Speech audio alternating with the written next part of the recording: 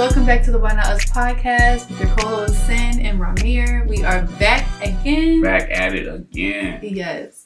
Thank you for continuing to come back to join our podcast every other Wednesday. Come on now. And we've been appreciating like all the reception and the love and just everything that you guys been giving. We've been feeling it. It felt good. Right. It felt good. Yeah. Just and the like you said, just to reiterate the reception, just yes. the comments. Yeah. Just people just clicking and watching. You ain't gotta listen to the whole podcast. Mm-hmm. Like just the fact that you taking your time out in the day, just want to chill with us a little bit, just think about some things, get some inspiration, or just think about a different opinion. I think that's super cool. You could be anywhere, but you're right here.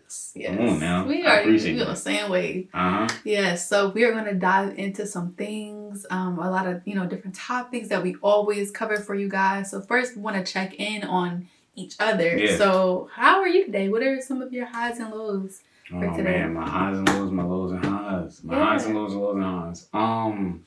My low is I've been feeling kind of procrastinating. Don't tell nobody. Okay. Well, I've been feeling kind of procrastinating to where like I've been having ideas or I've been having like I have one particular idea that's been in my head that I started to do and then like I dropped it and like I had to pick it back up. Mhm. Like I just had to pick it back up. I think the execution of it would be so fire. mm-hmm. I just have to do it. I just feel like I'm in editing debt. I just feel like it's a lot of projects and stuff that I have to put together and edit. And I just got to do it. Like the only way out is through. Like literally. Right. So I just been feeling kind of like procrastinating, but like I know how to get out of it. Just got to do it. So my high this week, I have one. I definitely have one. Mm-hmm. I want to say, man. I was about to say, yo, the Eagles won the Super Bowl. Just a reminder to yourself, like, yo, like that actually really happened. Yeah, actually really. But like, my high is, I just feel like it's a lot of content going around. It's a lot of things to watch. It's a lot of people to watch. Mm-hmm. It's a lot of people just like coming up and just like doing their thing. Yeah. So like, I'm just saying like, even the other day I'm on Twitch and it's just like a lot of people are like streaming and just like, they're getting into that summertime vibe, kind of like it's getting warm. Everybody just starting to get into their path and their where they at. Yeah. So I see it as it's a lot of like inspiration. It's a lot of like, you know what I'm saying, people to watch and gleam off of and just Absolutely. like, or even like somebody to put on while I edit and get on my procrastinating. Hey, So like whatever. That. So it's a lot of things to pay attention to right now. And I like that. Absolutely. Yeah. I love that. So for me, my low has been, you ever like intended to do something and you I guess it goes hand in hand with I was about to say, that's what that sounds like. Yeah, so I kind of been kicking myself in the foot because it was a project that I wanted to work on last month. And I didn't get to do it. So I've been kicking my, self in the foot. But it's been a low because it was like a certain intention, a certain reason, because the month was so important and surrounding a certain thing, for Women's History Month. And that's what I wanted to do. But it's okay because I'm turning that low into a high. Okay. And still doing it anyways. I think, how you're saying, I just do it. Mm-hmm. Also, the theme for my year has been just do it anyways. Even if it's, something that you didn't, it didn't turn out right, or you got to do it again or whatever, just do it anyways. So that's been my low, but I'm just continuing to do it anyways, continue to put it out, and just do it. I love that because it's just kind of like these guidelines and deadlines that we give ourselves is only what we give ourselves, especially knowing you. No one, maybe not a lot of people knew like your idea. Mm-hmm. So there's no one who would be like, hey Sam, like what was that project? Right. It's really just you. Yeah. So it really can come out anywhere. Right. Like I feel like we've learned that a lot with New Chronicles is like we've had projects that we wanted to come out to coincide a certain event, a certain vibe, or like, all right, like maybe a love poem or a love film during Valentine's Day. So we actually wanted I Want You to drop on Valentine's Day, if I'm not mistaken. Yeah, we did. Because we was like, all right, it's like a love kind of intertwined, whatever. But didn't you put the trailer? I figured the trailer came out on Valentine's Day. Yeah, we did want the release date on Valentine's Day, but the trailer came out on Valentine's Day. So it's like these guidelines or dates we give ourselves is really just arbitrary because we give it to ourselves. This is true. When we can move it ourselves, like sure you feel like it'd be the perfect storm. Yeah. But also it can not be. This is true. Right. Yeah. So like that. I like that. No. You're still trying to push into it. Exactly. So also within that, my high has been just kind of getting into, a lot of, I feel like as humans we get back and we come back and we get back and we lose it just into, our health and well-being. So I've been, kind of in my health journey and, kind of wellness journey and kind of eating clean. And sometimes you have your cheat days, but all around trying to eat clean. So I'm really proud of myself and, my support system who's like been, with me, we've been just eating clean for like 3 months. I swear I've been eating like a bunny rabbit for like 3 months. I promise. Well, I literally see like a bunny rabbit. No, and then coincide with just water and lemon and cucumber, just nothing but that. So, consistency and discipline is so important in life. So that has been my high. That I've been, for the most part, disciplined and hard on myself. And if I'm in a grocery store, like literally was in the grocery store yesterday and was like, oh, I want ice cream. Nope. Let's get something healthy. So it's like that discipline takes a lot. So that's been my high. I've been pretty proud of myself. Okay, that's good. That's good. That's really good. That's really good. Thanks. Okay. So now that we got that out the way, let's go ahead and delve into the icon and the eye. Come on now. So who's your icon in the eye for this week? This week, my icon in the eye, someone I want to shout out. They've been doing their thing for quite a while, actually. I think my shout out to her is long overdue. Okay. I want to give a shout out to Janae Middleton. Okay. This is somebody that I've met around like the college age of life. And just recently, she's been on her like creative renaissance, like to where it's like, she might drop some songs, right? But then also she has a podcast, and I look at like the production of it, and the production of it is very high, and the different camera angles and the audio. I'm like looking at that aspect too, and I'm like, man, like this is actually fire. It's actually cool to actually know somebody and then like already grinding, and it's kind of like they just went into another gear and just like, take off and doing their thing. But like, shout out to her, you know what I'm saying, doing her thing, and just keep going. Shout out to you, you know what I'm saying. Yeah, shout out to you. Sure. So for me this week, the icon of the eye for me is actually a YouTube channel, and they're called Sin Pals. So like, they're your friends? No, like like cinematic or like cinema. Oh, wait. So yeah, sound familiar. I watch them. I'm completely obsessed with them at this point. And they're themselves. They actually have a production company themselves. So what they do is, they watch movies, and the movies are like regular movies, hour, 2 hour, whatever, and they react to it. And it's different from, to me, reaction channels, people who just watching videos or watching, because they do the production behind the scenes, and then they give their thoughts and their opinions, but it's so meticulous and it's so thought-provoking, and they have a bunch of fun with it. Furthermore, what I like, they're mainly white people who, that are their new thing that they've been reacting to is a bunch of black cinema films. Oh, that's cool. And I appreciate that so much. And it's not like a black or white thing, but it's, kind of breaking the mold of what you kind of...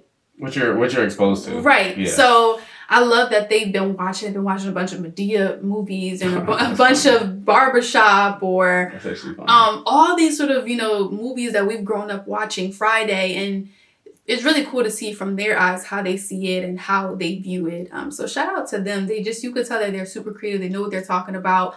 Majority of the time you'll see two guys, but sometimes they'll switch off and do a guy and a girl, and they're all a production company. So shout out to them. I watch them all the time, and I like to see people's reactions, see how people like the lighting and the dialogue and the scenes of that nature. So all in all, shout out to you guys. You guys are doing a really great job and kind of introducing something new to the YouTube space. That's cool. I would love to, see like someone who's have never been exposed to Madea and Tyler Perry experience that for the first time. Yeah. I'm just curious. No, it's funny because then after they've seen like 3 movies at a point, they're familiar with the characters. Right. This is the movies or the plays? Both, actually. Okay, they locked That's what I'm saying. They're like doing deep vaults into it. So yeah, shout out to you guys. Oh, for sure. Yeah. Fire. Yeah. Okay. All right. So now that we're done with that, we're gonna go ahead and get into what we like to call our meat and potatoes, our main topic of today. Come on now. So would you like to tell everybody what we're talking about today? So today we have a problem. What's our problem? Today we are talking about why is nothing new being made? Is there anything new to even make anymore? Is there why like I'm just talking in my realm. Right. Oh, definitely like music and movies. Why is nothing being created new? I feel like everything is a homage, as a sample of reboot, remake. Yeah. And we're like, where is the originality? Where is the sauce? Like, where is the people daring to be different, being bold, and like just like going out and just trying something completely new? Where's that at? Off the scale. Where's that at? So we really want to dive into that and just figure out what's the reason. You know, why is there? I feel like there's a lack of originality. It's very much. Is it so much of a lack of originality? Is it because people are like stuck in this nostalgia? Like torp or tornado also? Like, what is it? Like, you know, we want to know. I'm sure you want to know. I'm sure a lot of people, directors, a lot of producers, a lot of writers out there want to know, what is it? I can tell you exactly why there's nothing new being made. And whether it comes to music, whether it comes to films, 1 word, 5 letters, 2 syllables, money. I just feel like I talk about this a lot, and I had this conversation with friends. It's like, think about a movie, a reboot. Great example, Freaky Friday. Yeah. Think about it. Think about it. You are a studio, right? And you know, obviously, this film has a budget of a certain amount of money, right? You want, as a studio, you want to make back that money and then add some, and then a lot more. That's a good win for you. You took a good risk, whatever. One guaranteed way to make back the money you spent on a film and then more is to play on what people seen already. It's safe bet. As humans or as consumers, we're going to stick with what we know. How many people still wear the same shoe brands? How many people still wear the same clothes brands? Eat the same food. You know what I'm saying? You're going to stick with what you know. That's just what human nature is. So they're like, hey, consumers are also going to stick with what they know. Right. So let's instead of making a whole new IP, a whole new film, a whole new song, what we're going to do, we're going to cling on to what people know. We're going to make Freaky Friday. We're going to make Freakier Friday. We're going to make the same actress, both of them, and the people who've seen it all these years ago, of course you're going to go see it because like, oh, look what Jamie Lee Curtis up to. Okay. Well, I'm saying, oh, okay. Lindsay. I'm saying, I seen her at Herbie. Like, let's see her now. Whatever. You're going to do that off curiosity. Yeah. Let me see that. You already going to have curiosity dollars. And then on top of that, it's a whole new audience is going to go see it too. That part. That is double your audience. That part. So obviously that's the safe bet. As a studio, you're like, oh yeah, for sure. Let's go ahead, do that reboot. Do that reboot. Because we're guaranteed to make our money back. Pretty much. Yeah. And if it's a flop, it's a flop. Hey, at least, you know what I'm saying? Now we know. That's how I feel. You have never lied. Money is the root of that. And we're not only talking about, because we're staying on the example of Freaky Friday. At this point, there are 3 Freaky Fridays because before that was a reboot? Yes. Before the movie we've grown up on, there was a latter movie of Freaky Friday. Do your research. If you know, you know.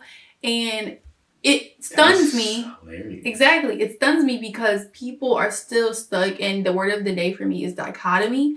People are stuck in this dichotomy of continuing to see the same like engine pool, and like you said, to bring in older generations, newer generations, to bring in now we're talking about people who are, you know, fan crazy, who are Lindsay Lohan fan crazy, who are, you know, whomever actress. We're bringing in stans and fans and kids and babies and people who do Twitch, or all of these different little realms that we see, reactioners. Like, it's so many different things. Then we talk about the PR for stuff like that, right? How we, you know, we get people to react to the movie, or then come to see the theater or whatever, the music, or view the music. So it's definitely money. I think it's definitely lack of just originality, wanting to stay stuck. I don't know. I think the industry doesn't want us to grow. I think the industry, like when I speak about the industry, I think I speak about Hollywood. Hollywood as a whole doesn't want to grow. I think if they did, there would be so many new things every day. Yeah, I think Hollywood does not want to change. Now, independent artists, we want to change all the time. We want to do different things all the time. But we don't, independent artists does, like, not really, for me personally, doesn't really get a lot of the shine. Hollywood gets so much of the shine. So if I'm getting the shine, I'm going to continue getting the shine based on what I kept doing. If I'm making good money, if I'm keeping my actresses around, keeping my whomever's around, I'm keeping busy. I'm not hiring new people. Keeping the same people paid. It makes me think of a lot of different people, a lot of different productions. It makes me think of like the Tyler Perrys in the world. It makes me think of Happy Madison, Adam Sandler. He still sticks with the same kind of crew people.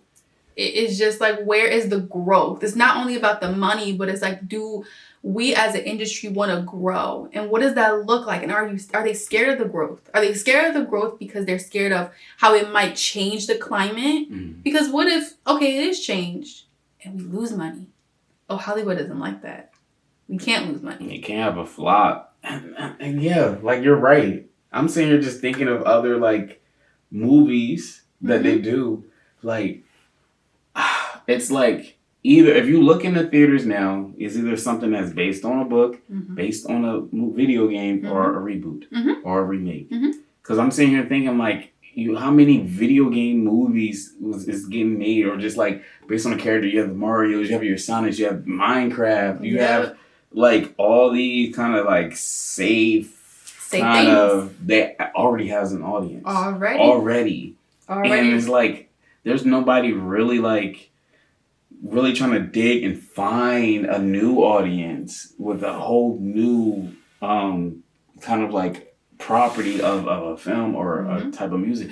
Dipping into music. Here you go, music hit. I got you. Okay. How many songs is a sample or interpolation of a previous song that you know what I'm saying, that we've heard already? Yes. And it's kind of crazy because it be songs that are like not even that old. It might have came out 2-3 years ago, and now it's interpolated, and that makes me upset. Like, and now it's interpolated, and now it's just like, all right, like, instead of just making something brand new, you're playing the safe route because there's already a pocket there. There's already music heads who appreciate what Jagged Edge did, and now you're going like, oh, let me just do a little sample flip of Jagged Edge and put it in my song. But it's weird because it feels like, and this is through every realm of category, that type of stuff is supposed to be sacred because it's supposed to, in a way, pay homage and pay respect to the thing that you're trying to do over, or you're trying to reintroduce to people. And it makes me feel like it's you're trying to like psych people out. I'm a person who loves nostalgia, and it makes me feel a lot of the times it makes me not appreciate a lot of the art because I know that they're doing it for that purpose only. For that, if I hear a rapper, if I hear a song and I hear a sample, and a lot of times now it's so clear. The sample is so clear. It's not even sneaky at all. It's not even sneaky. So it makes me appreciate it less because I know they're not even appreciating even a speck of it. It's just because it's there, because it's fans, because we know people are going to run it. Like, you know, all respect. I love this song, To Life, Luther with Kendrick and SZA. I love that song a lot. And I think because the number one reason is because of the little Luther sample. I love that song. So it's like, do you appreciate the originality, or am I appreciating the copy paste? Like, what what is it? And that's how I feel about all art. It's like, as a fan, what am I supposed to walk away with knowing or appreciating? Like this new like thing, a copy paste, or is it gonna make me want to go back and listen to some more Luther Vandross? Right, and that goes for movies or whatever. It makes me think of, especially with movies too, because a lot of times with movies they'll do like a cast or a character's kids, or like it makes me think of like a Raven's Home or something like that. Like their kids are now psychic, or somebody's kids is doing something. That's a cop and out, bro. I just feel like it's such a cop out. It is. Like I just feel like I don't know. It's just so like we have this original idea.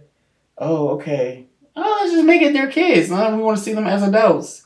Like we want to see Full House and then Fuller House. It's you know what I'm saying? I guess the kids go through something different now in their day and age.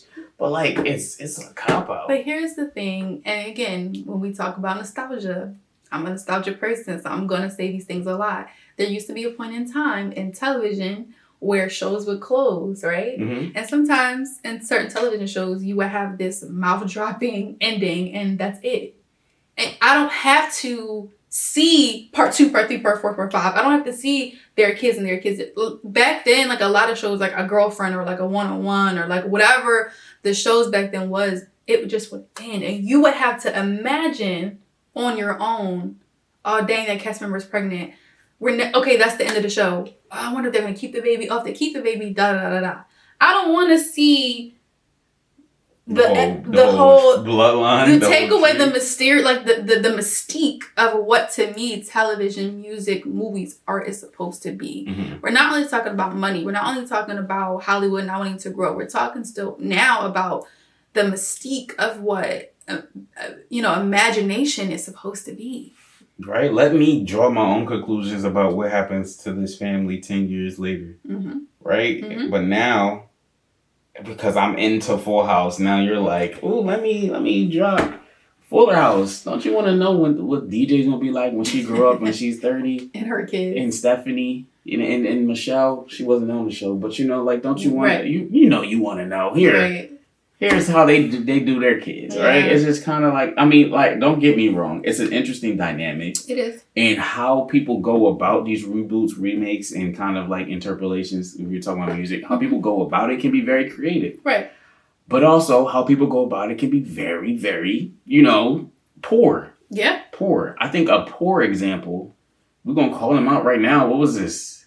Is this Coming to America 2? Like, it just kind of like, yeah. The biggest money grab, the biggest unnecessary film, and it follows the same footsteps. It's always somebody's kid.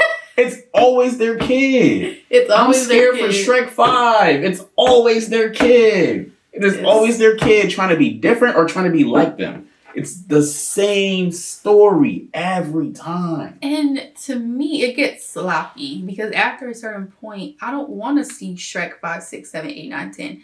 As an audience member, I don't want to go to the theater. I don't want to pop whatever. I'm here to see Shrek 10. Like that is something's got to end. To the production and again, it's just honesty here because to me it's about how we take art in. What are we doing that's different? Yeah. How are we changing it up? And then it also brings the question down the line when we get there. Is it? Like, is this the only way? Is there no new art? Is this the last chance or the last spectrum, the last generation? Or can it evolve? Can art, is this the best that it can be right now? And we don't have to answer that right now. We can ponder that and we could save that and hold that. But that's a question to you guys. Do you feel like where we are now in the space of art and the space of creativity, this is the best that's yet to come? I feel like there's a lot of untapped potential, but it's in danger. Mm. I feel like it's a little bit in danger.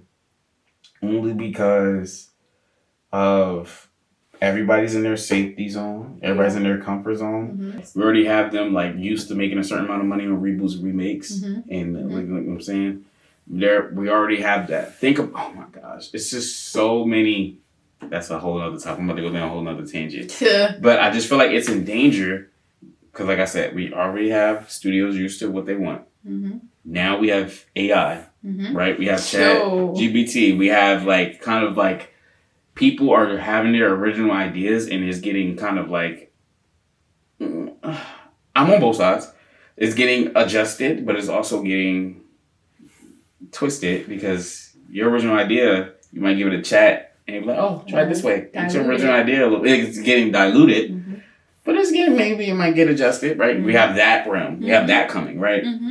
I feel like we're truly not far from getting a TV show completely written by AI. Like, no humans involved. Exactly. We're not that far. No. We have the studios, we have AI, and then we just have fear.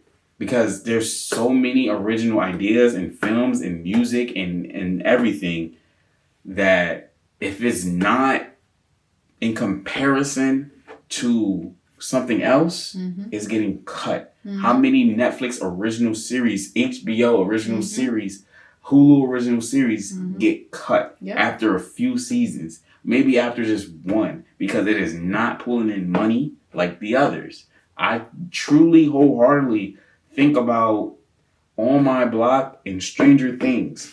That was they were peak at the same time, but because Stranger Things was pulling in more of a certain audience, we're not going to say who, pulling in more of a certain audience, as opposed to On My Block, which had a very good audience, but it was more core, more grounded. Yeah.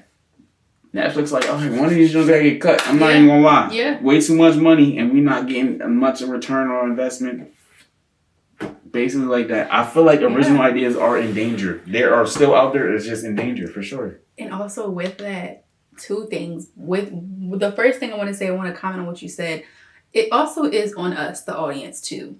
Yes. The reason why a lot of things are getting canceled when these new original ideas, concepts, movies, music comes to light, it's on us. We are screaming that we want these new concepts and ideas, but yet we still, i.e. a lot of people, and me included, is still stuck in this nostalgia, route. And if we want these said new movies, new concepts, when they come out, we have to watch them. That's how they don't get canceled. It's not only you have to watch them, you have to share it. You have to tell people and push it. That's the only way it's going to get greenlit even more. You have to continue to watch it and show up and support it. Yes. If you don't, it's going to fall through the cracks. I can think of so many shows right now, so many movies right now that it was the latest movie that with Halle Bailey.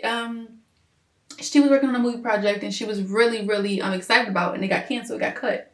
For reasons that we don't know, but that just continues to, it's make my brain spin and ponder. So it's also on us to watch these things. We want these things, but we have to watch these things. We have to really support them because they just see numbers. Yeah. You can complain to your friends all you want. You might go on Twitter like, yo, why is Star canceled?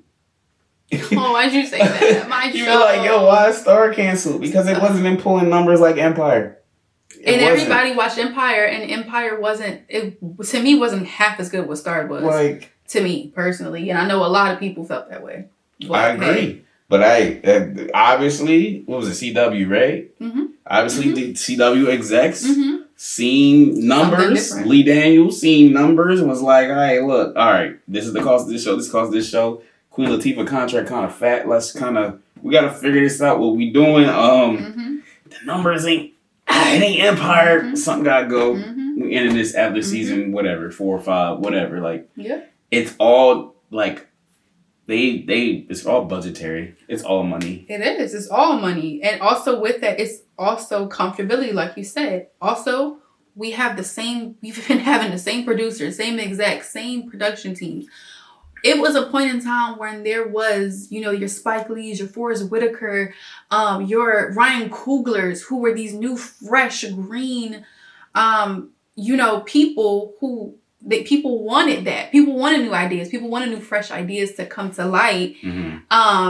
And where is our people? We can't continue to still stay stuck in the same bubble. And I know people are giving other people opportunity. But it can't, to me, I know there's such a thin line of Hollywood and independent artists, but somewhere, obviously, those cross paths. So I believe that Hollywood continue to need to have things in place for independent artists, for people who want to bring forth these original ideas. Because if not, Hollywood is going to do what Hollywood does. And at the end of it, we're going to have our Oscars. We're going to have our, whatever. We're going to dress up and wear carpets and the wildest movie I've seen that was original was Everywhere, Everything, All at Once. That was the most wildest movie I've seen in a long time. Mm-hmm. And was it my personal favorite? No, but was it something new? Yes. And it was awarded thoroughly. Because, as it should. You know what I'm saying? And it don't have to be like that type of concept, but it should be something new, something bright, something just here.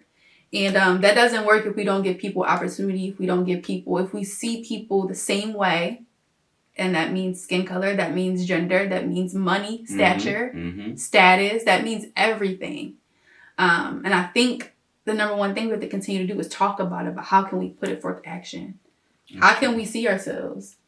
That's the biggest thing I feel like we always talk about. We don't see enough of ourselves. We don't see enough on the screen or like somewhere you represented as. Represented and we don't see enough of, our people that we, I don't want to cut you off. No. I just had a really long. Speaking of that, for the sake of representation, I want to speak for the Black delegation right now. We do not need some characters that was... Now, this is controversial. Feel free to chime in. Because I think I know what you think. Yeah. But I feel we don't need characters... I'm talking about comic book movies. But characters that are, white to now be... Oh, yeah, let's just make them black for the sake of diversity. I don't need a black Superman. Give me another superhero that's unrepresented, that's already black in the comics. Make them lit. Iron Man was not a lit superhero in the comics. No. At all. No. The movies made him lit, and now he's up now. So, literally, I just feel like, don't, just for the sake of just being, inclusive. So, don't try to do that. Now, I feel like on the flip side, I feel like you may speak about The Little Mermaid. I just felt that in my head. And to be honest, I like what you said because I don't want people appeasing my community. I don't want you to be like, here. Like, no, we want to be in the rooms. We want to have new concepts and ideas. I don't want you to just give me... Yeah. Listen, though we love, a lot of these, how The Little Mermaid, and it was a black woman and it was amazing and it was a movement. We also need to see the reinforcements of things that were already black. And how can we, not remake those, but how can we turn those into another idea? Mm-hmm. How can we do another Princess and the Frog, but a whole different situation? It don't have to be just slap a black person on it. Yeah, I just feel like just give us original. You don't gotta make a character black just to appease a certain audience. No. Don't need a black Superman. We need a black original character. Give me Static Shock. Give me that in live action or something like that. I don't. You know what I'm saying? I don't know, but. I don't even know how we got to this topic, but literally, I'm going to ask you. I'm going to ask you what you asked me. Do you feel like creatively this is the best we're going to get? No. I hope not. I feel like we're, like you said, we are in danger, but I feel like we're stuck in this forever rut. It's going to take someone to break that mold and I don't know who's it going to be. I don't know whether it's going to be a young person, an older person. I don't know, but I don't think this is the best that we've been. I think this is actually low-key the worst we've been. Worst creative. Because it's nothing but remakes and reboots and 2s and 3s and 4s and 5s and 7s and 8s. And it's all they kids. Right. And I think it is important that... See, the thing about nostalgia is it's important to look back but not remake. And it's important to look back to see what was successful and what didn't work. So for me, like I said earlier... To me, a lot of shows were very successful. People still talk about it to this day. It's because they didn't have reboots. Now they're talking about reboots, but it ended because it was just that. It was the imagination to let it flow and to let it go. So for me, I feel like a lot of execs, producers, the bigwigs need to look back, but don't remake. See what worked, see what didn't. You don't have to remake everything. No, you don't, bro. We really don't. We're about to have a Stitch remake.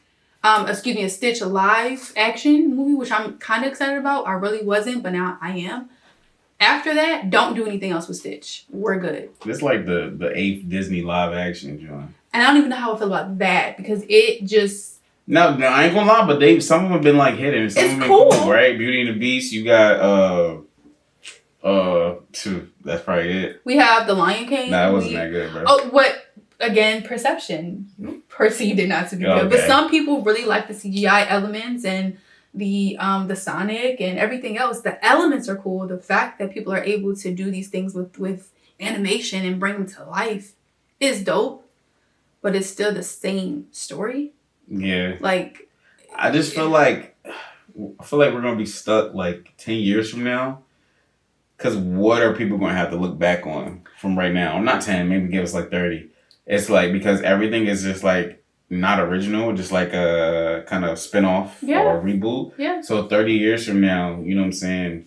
2055, what they gonna look at? They're gonna be like, they're gonna be disappointed. It's like what will they spin off that? Is it gonna be another reboot? Or Can't like be. It's not like we need more original Jones like really random thought. Yeah. I remember you showed me something a while back and I really liked it and it made me want the idea like, it should be produced more. It was like all these Disney princesses, all of them, and they were like in one room and they were Wreck-It Ralph. Is that Wreck-It Ralph? Yeah, Excuse me, Wreck-It Ralph. I've never seen that movie, but it was a particular scene where all the Disney princesses were in the room. They were like doing normal girl stuff, and it was really weird to see, but really interesting to see and really fun to see. And I've never seen anything like that, and I would want to see something like that more. If we're gonna do the princesses copy and paste over, let's do it different. Let's have them in different rooms. Let's switch it up. Let's not make them all be in dresses and dance and talk to animals. Let's just make it different, I guess. Is what I'm saying. So that's another, I guess, aspect of just like from a different lens or different lens. Right. I feel like they should like just overcome the fear of just trying something new, throwing something against the wall, seeing if it stick. Like you know what I'm saying? Just like being original. You know, all right. I know this worked. I'm gonna try this though, and maybe this works way better than what we've been doing.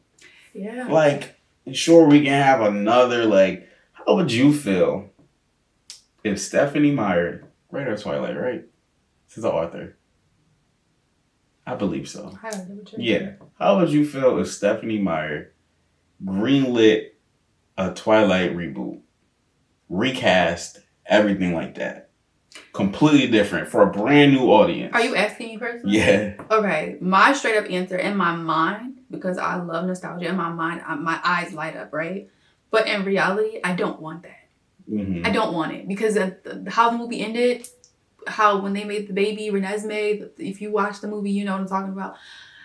I don't want to then see I don't want to see the little girl become a big girl and I don't care to see that because at that time when I was that age, I was a fan of who I was a fan of and I grew out of it. I still love him. I still appreciate it. But I don't want to see another remake. I want to see something new. I want to see something fresh. Give me a whole new... Give me like, not even like, forget the Twilight world. If you want to get that niche, I don't know, bro. Just give me like, I don't know, just complete werewolves. And you know what? I've seen people do that a little bit. I've seen people do that but it doesn't last. It doesn't stick. I've seen the vampire shows and how they remake vampire shows. I can't think of a show right now. It's a show in my mind. I can't think of what it's called, but it's something vampire. And it didn't last because people are not gravitating towards it. You're just scared. It's the fear, bro. Just like, all right, man. I'm going to just stick with what I know. How many people got a comfort show? How many people got a comfort movie? Like, you want to stick with what you know instead of going, let me go watch a new film. Yeah. Like, sometimes you do, but 7 times out of 10, you're going to watch something you watch already. Yeah. So you know what to expect. Exactly. I just want to, like, pick our brains. Like, we've actually already picked it. Like, we already talked about it. But I guess, can we get the message further to people, fans, audiences? I don't know. Like, how can we help ourselves out of that rut? Like, we talked about it, stepping outside of the box, but what is something I think as an audience member that we can do? How can do we watch new movies? Do we, challenge ourselves? Are we leaving reviews? Do we make certain pitches? How do we get these messages across to people? What do independent artists have to do? I don't know. I think the biggest thing you have to do is make your art, no matter what level you are at. Mm-hmm. Like, you can be a music artist on SoundCloud, completely original. You don't sound like nobody else. And at first, people will be scared of that because they're like, oh, nah, I want you to sound like Tyga or something stupid like that. But like, you know what I'm saying? Like, but like, just make your art and like, that audience will eventually gravitate towards you. It's going to be different. It's going to be not what they used to. It's not going to sound like or look like the things that's worked in the past. Mm-hmm. I think the biggest thing is just encouragement to just do it, make your art, and just kind of like let the chips fall where they may. People will catch on later. They're not going to catch on now. They're going to catch on later for sure. Yeah. There's a great quote out there that says, let the world catch up to you.